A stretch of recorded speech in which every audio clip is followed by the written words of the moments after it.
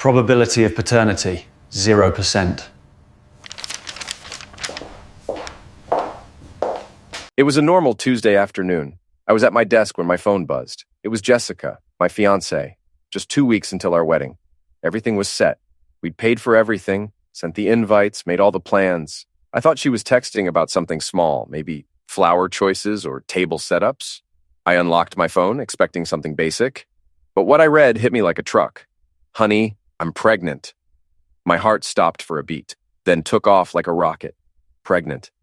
We were going to have a baby. I was going to be a dad. I broke into a huge smile before I could even think it all through. This changed everything, in the best way. We weren't just getting married. We were starting a family. Still grinning, I read the next line. Thinking of putting Marcus's name on the birth certificate. It's more meaningful. The smile vanished. I read it again, then again. Marcus? Her ex? She wanted his name on our baby's birth certificate? More meaningful? And what, than me? That warm joy I just felt turned cold. Why would she even think that? Unless there was a reason. Unless the baby wasn't mine. I tried to shake the thought, but it stuck. When was the last time we'd been together? 3, maybe 4 weeks ago? Had she been acting strange? I couldn't remember. My mind was blank. I stared at the screen until it went black. I turned it back on and reread the message, hoping it had changed. It hadn't. My hands began to shake. Not from anger, not yet.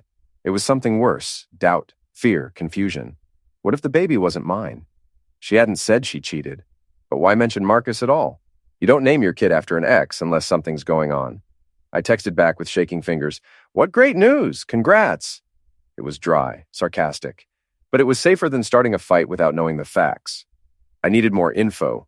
I needed to watch her reactions and figure out what was really happening. All I had was a sick feeling in my gut and one very strange message. I grabbed my coat and walked out of the office without saying a word. My boss called out after me, but I didn't stop.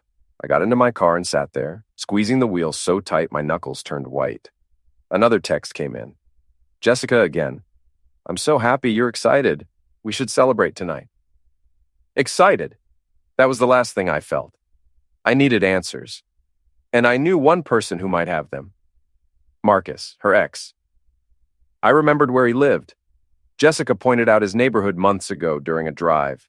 Said he was married now, had a house, settled down. Back then, it seemed like nothing. Now it felt important. I pulled up the map and drove there. 40 long minutes, my brain spinning the whole time. Maybe she was joking. A sick joke, but still. Maybe I misunderstood, but that phrase kept echoing. More meaningful. More than what? More than the real father's name? I parked across from a neat 2-story house with beige siding. A blue sedan and silver SUV sat in the driveway. Looked like a normal married couple's place. I sat in the car for a minute, asking myself what I was doing. Was I really about to confront some guy I'd never met because of one strange message? Yes, because that message didn't feel random. If I was wrong, I'd leave, but if I was right, I had to see his face when I brought it up. I walked to the door and knocked 3 times. My heart was racing, but I kept my face calm. A woman answered. Blonde, fit, mid-30s, probably his wife. "Can I help you?" she asked, confused but polite. I showed her Jessica's message. Watched her eyes move across the screen.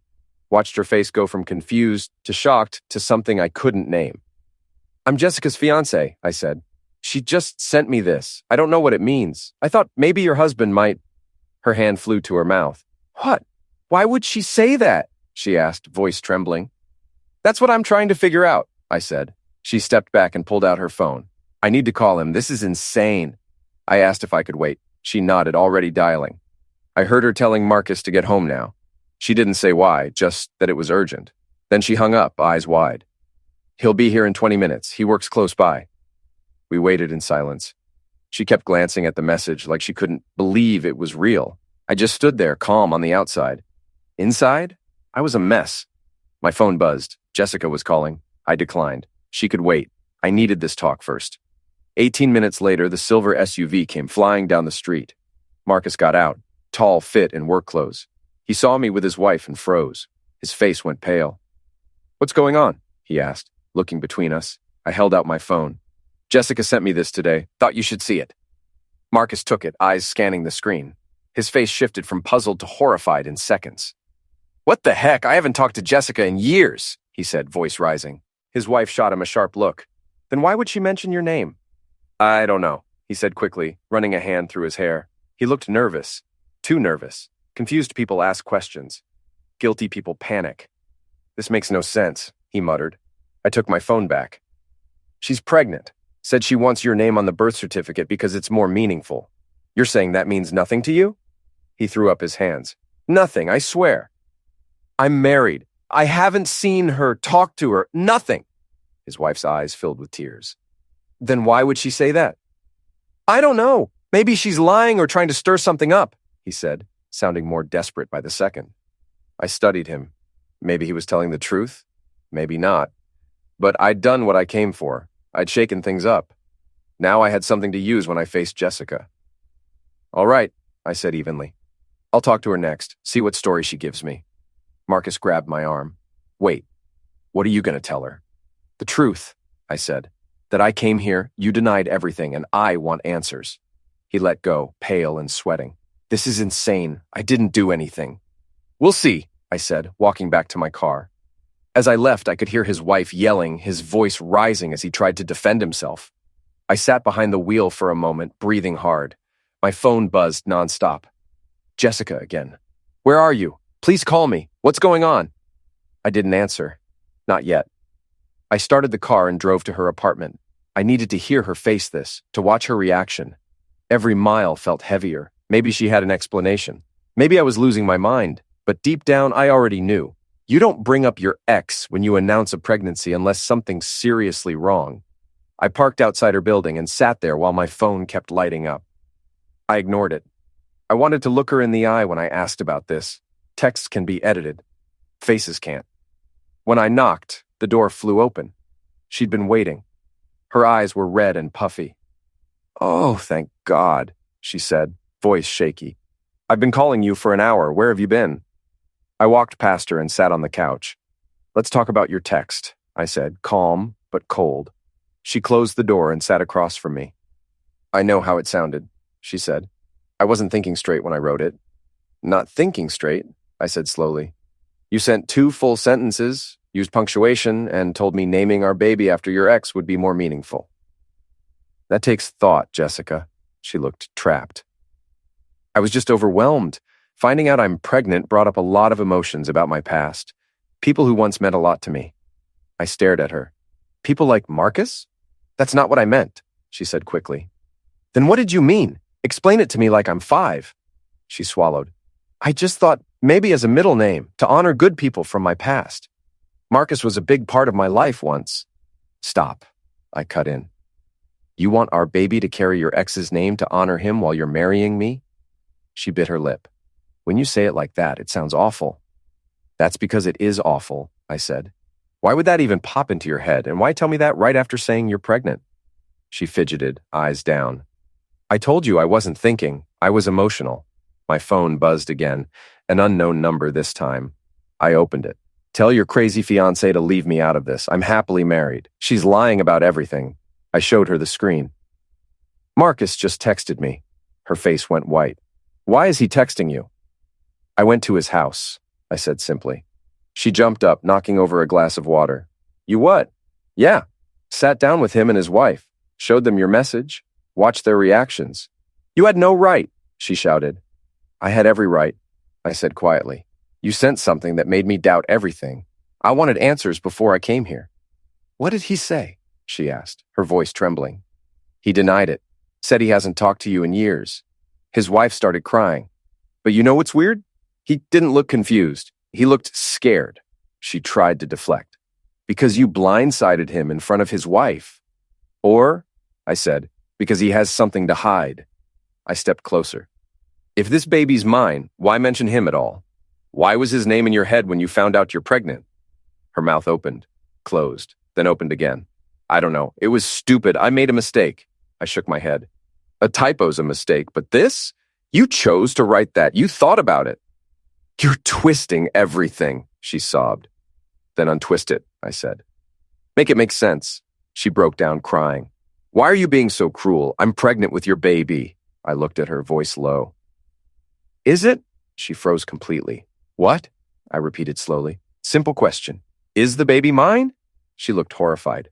Of course it is. How can you even ask that? I told her exactly why. Because of what you wrote, because of how you're acting right now, because nothing about this makes sense unless there's something you're not telling me. I've told you everything, she shouted. My phone buzzed again. Another text from the unknown number. Your girl's been texting me all afternoon, begging me not to tell you anything. But there's nothing to tell because nothing happened. Keep your woman under control. I showed her that message too.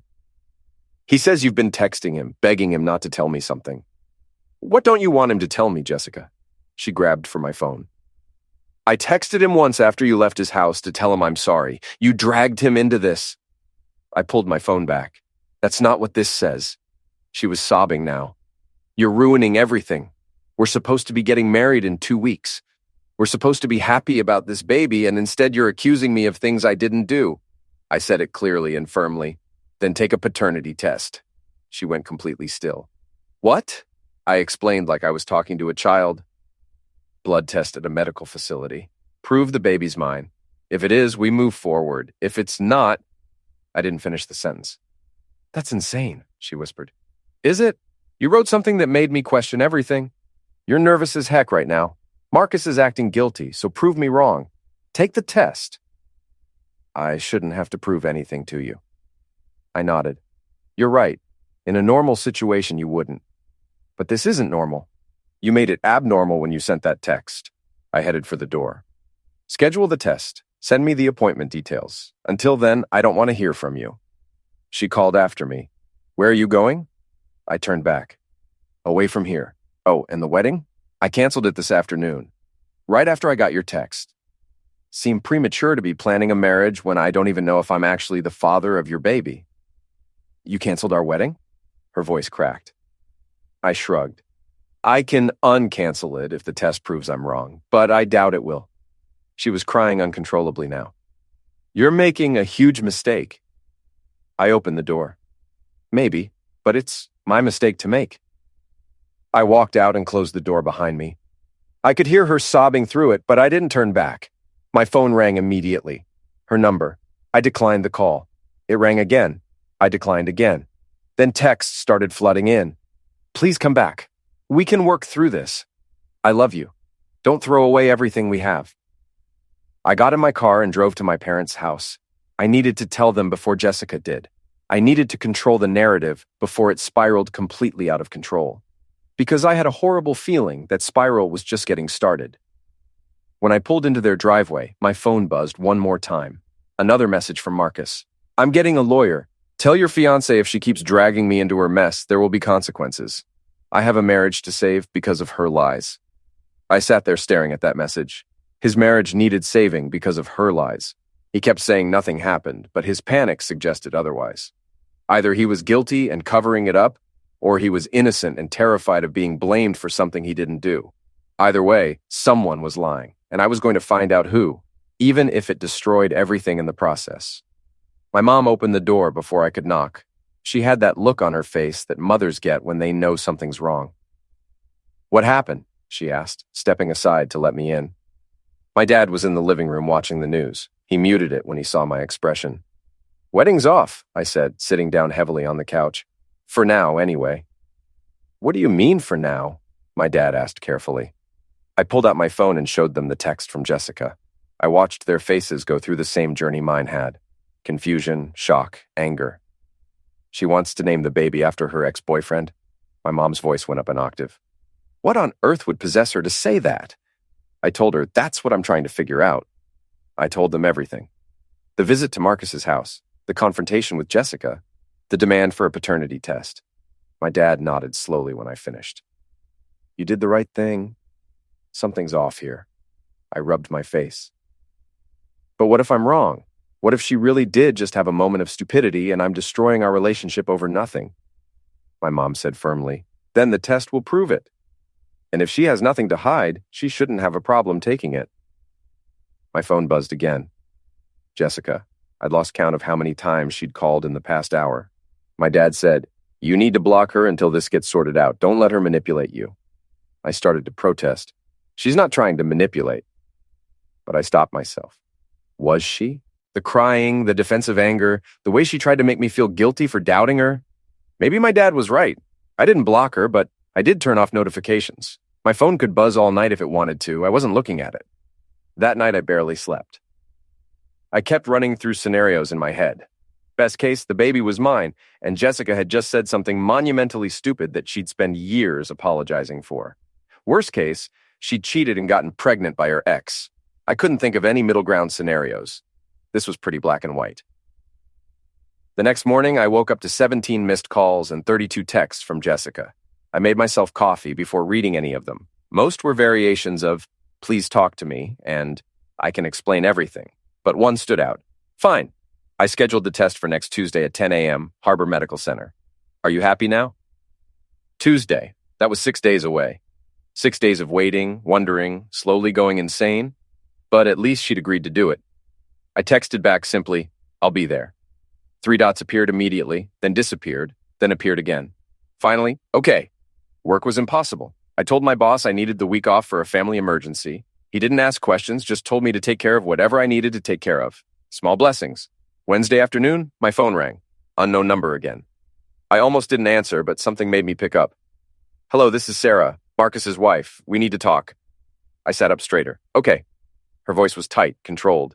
"Did Jessica really text you what you showed us about the baby's name?" I confirmed. "Yes, I can forward you screenshots if you don't believe me." She said quickly, "No, I believe you. I just needed to hear you say it." She took a shaky breath. "Marcus swears nothing happened, but he's been acting strange since you came to our house. Defensive, angry. He won't let me see his phone anymore." I repeated, "He won't let you see his phone?" She explained, "That's new. Very new. Before this week, we had an open phone policy. Complete transparency. Now he's got it password protected and takes it everywhere, even to the bathroom." My stomach dropped. "That's not a good sign." She agreed, "No, it's not." Another pause. "Is Jessica taking a paternity test?" I told her. "Tuesday."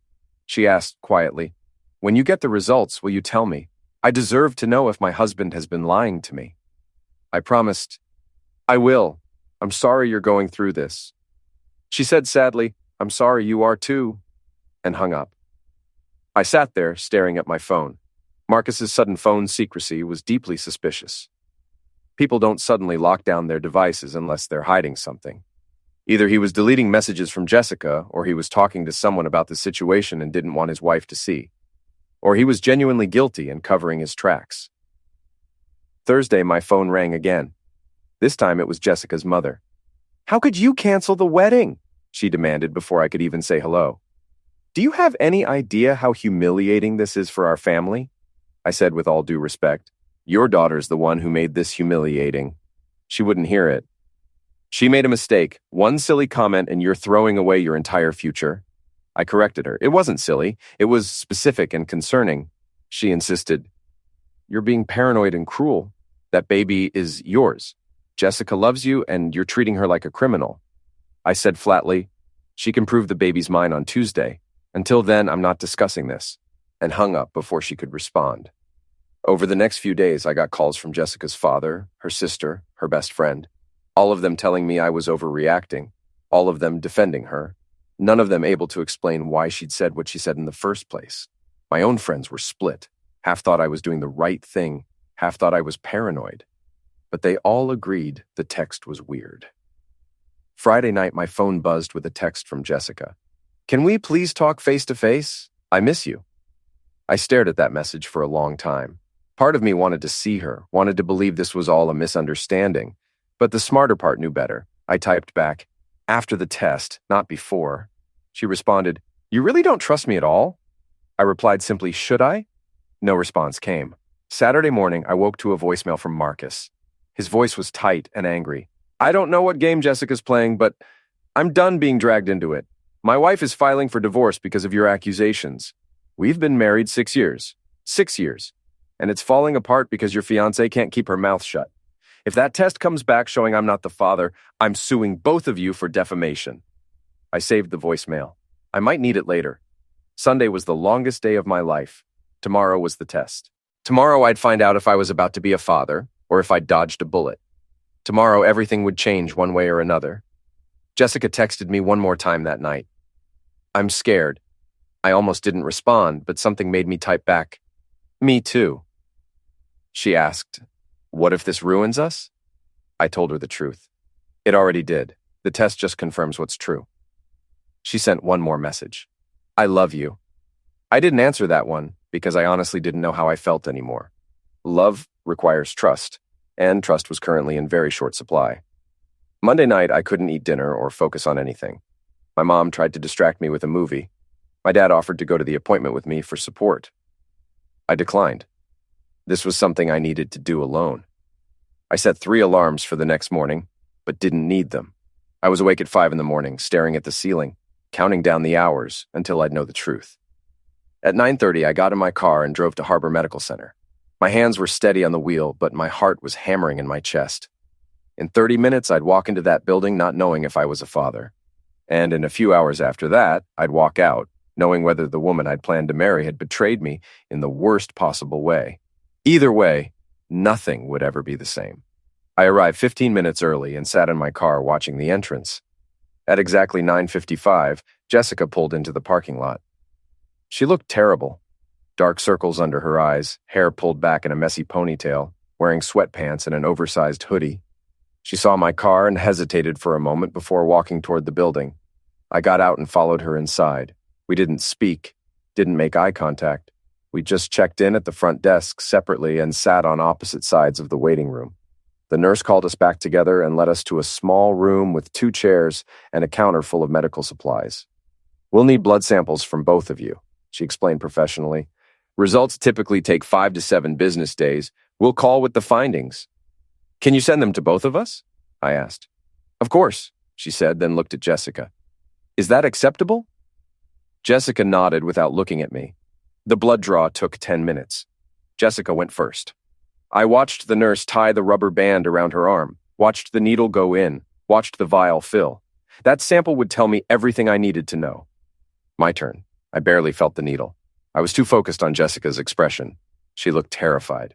People who have nothing to hide don't look terrified. "All set," the nurse said cheerfully. "We'll be in touch soon." We walked out separately. I made it to my car before Jessica called out, "Wait, please." I stopped but didn't turn around. "Can we talk, just for 5 minutes?" I turned to face her. "About what?" She looked desperate. "About us. About how we fix this." I said flatly, "There's nothing to fix yet. We wait for the results. Then we'll know if there's anything left to fix."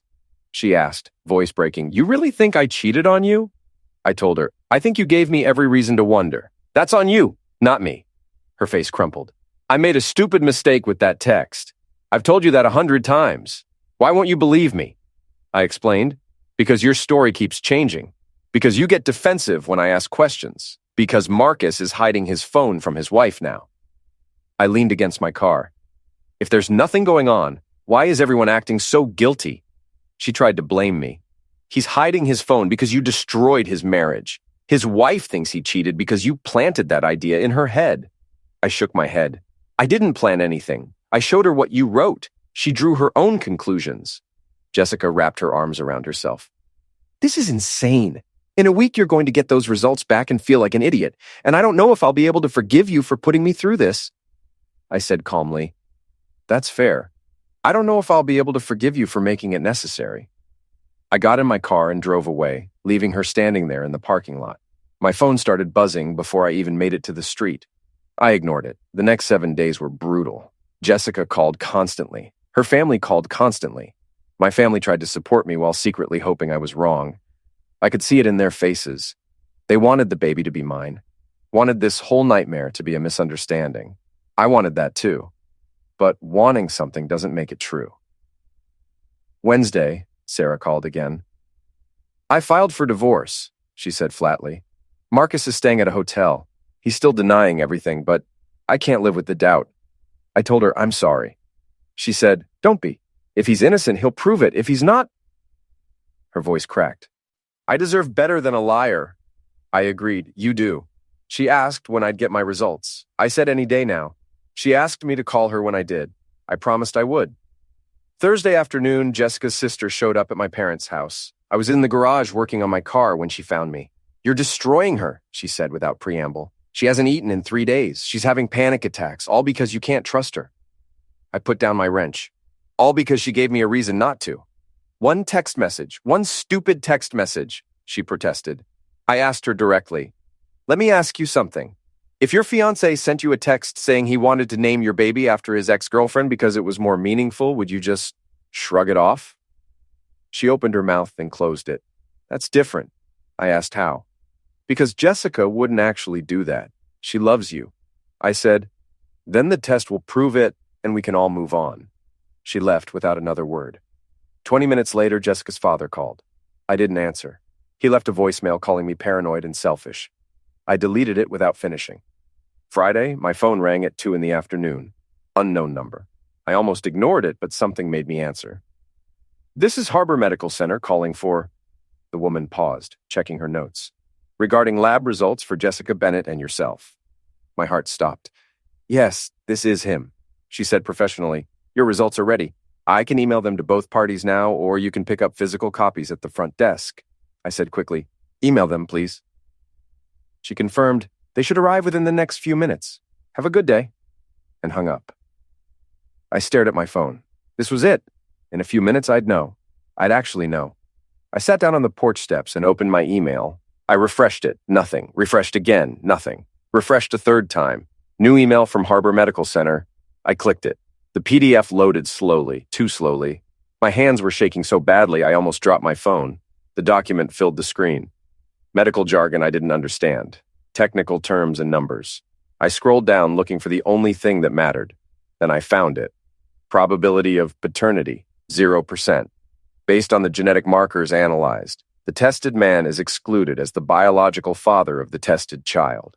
0%. Excluded, not the father. I read it 3 times to make sure I wasn't misunderstanding. But it was clear. Brutally, undeniably clear. The baby wasn't mine. I sat there on the porch steps, staring at those words, feeling absolutely nothing. No anger, no sadness, no relief, just emptiness. My phone rang. "Jessica," I answered. "Did you get it?" she asked, her voice small and scared. "Yeah," I said. Silence. Long, heavy silence. "I'm so sorry," she whispered. I asked the question I already knew the answer to. "So it's true. You cheated?" She started crying. "It was one time, one stupid drunken mistake. I didn't mean for this to happen." "With Marcus?" I asked, needing to hear her say it. "Yes." I felt surprisingly calm. "When?" she said quietly. "A month ago, we ran into each other at a bar. We were both drinking. It just happened." A month ago, while we were planning our wedding, while I was calling vendors and confirming the guest list, while she was trying on dresses and showing me flower arrangements. "Does he know?" I asked.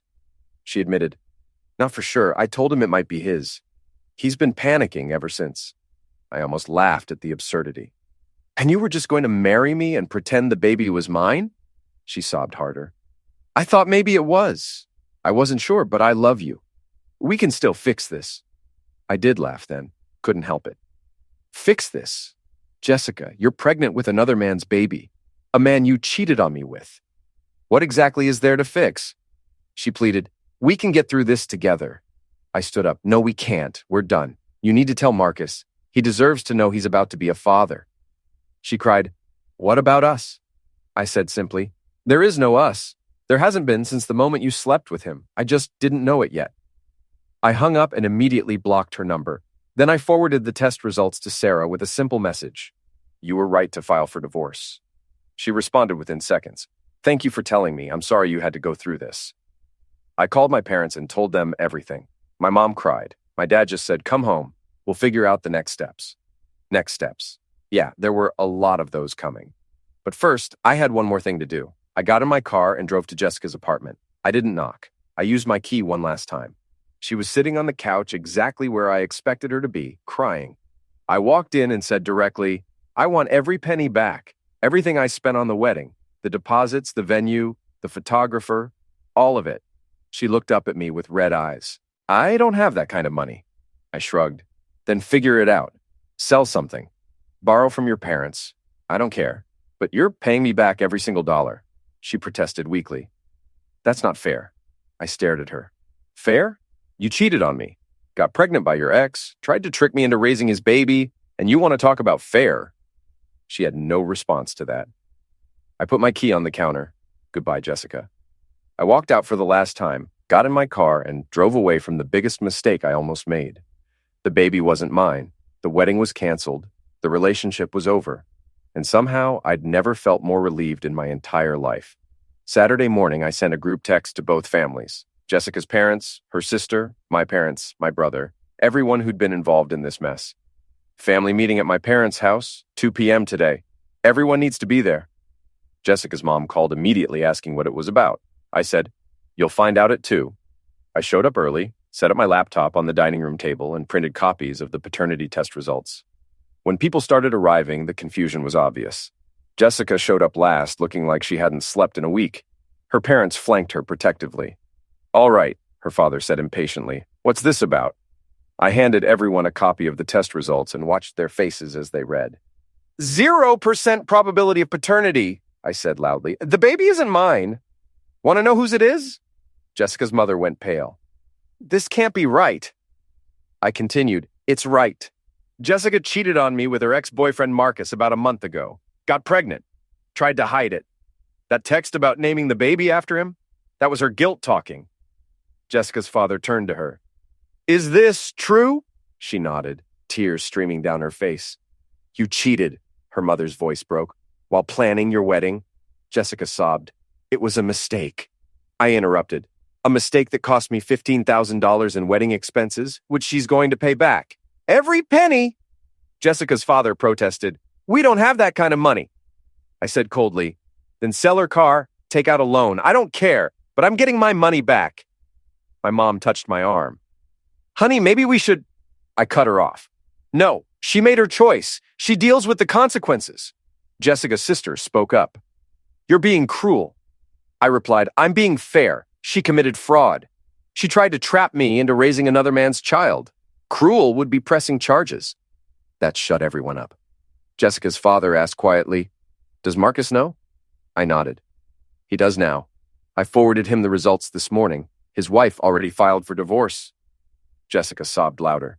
Her mother hugged her, but even she looked disgusted. I think we should go, Jessica's father said stiffly. This was humiliating enough. I said, Good, you should feel humiliated. Your daughter destroyed 2 relationships and created a child that neither parent wanted because she couldn't keep her commitment. They left quickly. My family stayed behind. You okay? My dad asked. I sat down heavily. Better than okay. I dodged a bullet. Can you imagine if I'd married her and found out later? My mom squeezed my shoulder. You did the right thing, all of it. My phone buzzed. Text from Sarah. Marcus is freaking out. His lawyer says he'll have to pay child support. His whole life is falling apart. Thank you for finding out the truth. I replied, We both deserve better. Within hours, word spread through our social circle. Friends started taking sides. Most sided with me. Jessica's friends tried defending her at first, but the facts were too incriminating. She'd cheated, lied, and tried to commit paternity fraud. By Monday, she deactivated all her social media, unable to handle the backlash. Tuesday, I received a check from her parents for $8,000. A note attached said, It's all we can manage right now. The rest will come in payments. I deposited it and sent them a payment plan agreement. All business, no emotion. Wednesday, I scheduled STD testing. The last thing I needed was a parting gift from Jessica's betrayal. The tests came back clean. Small mercy. A month later, I heard through mutual friends that Jessica and Marcus were trying to work something out for the baby. Neither wanted a relationship with the other, but both were stuck with an 18-year connection. His ex-wife took him for everything in the divorce. House, savings, dignity. Jessica's family stopped speaking to her for a while too embarrassed. I started going to the gym more, reconnected with old friends, focused on work, slowly rebuilt the life I'd almost destroyed by ignoring red flags. That text message saved my life. As stupid as it was for her to send it, it was the best thing that ever happened to me. Because now I was free, and she was stuck living with the consequences of her choices. 6 months later, I got the final payment from Jessica's parents. $15,000 total, fully reimbursed. I deposited the check and felt nothing. No satisfaction, no anger, just closure. My life had changed completely. I got promoted at work, moved to a new apartment downtown, started dating again casually. No rush. I'd learned my lesson about ignoring red flags. I ran into Jessica once at a grocery store. She was visibly pregnant, looking exhausted and alone. We made eye contact. She opened her mouth like she wanted to say something. I kept walking. Nothing left to say. I heard through friends that Marcus was paying child support but refused to be involved beyond that. Sarah had remarried someone better. Jessica's parents helped her occasionally, but their relationship was strained. She'd burned too many bridges. My family never mentioned her name anymore. That chapter was closed, locked, and buried. One night my buddy Ethan asked me if I regretted how I handled everything. Not for a second, I said. That text message was the universe warning me. I could have ignored it, married her, spent years raising another man's kid before finding out the truth. Instead, I listened to my gut. He asked if I'd ever trust someone again. I said, yeah, but I'll verify everything now. Trust and verification aren't opposites. They're partners. 3 weeks ago, Jessica texted from a new number. I'm sorry for everything. I hope you're doing well. I blocked it without responding. Some apologies come too late to matter. Last week, I took down the last photo of us from my cloud storage and deleted her contact information. Permanently removed every trace. People ask if I'm bitter. I'm not. I'm grateful. Grateful for that stupid text message. Grateful I found out before the wedding. Grateful I had the backbone to walk away instead of believing her lies. She made her choice. I made mine. She's living with the consequences of betrayal. I'm living free. Sometimes the best revenge is simply being happy while they're stuck in the mess they created. I don't think about her anymore. Don't wonder what could have been. Don't miss what we had, because what we had was built on lies, and I deserve better than that. Everyone does.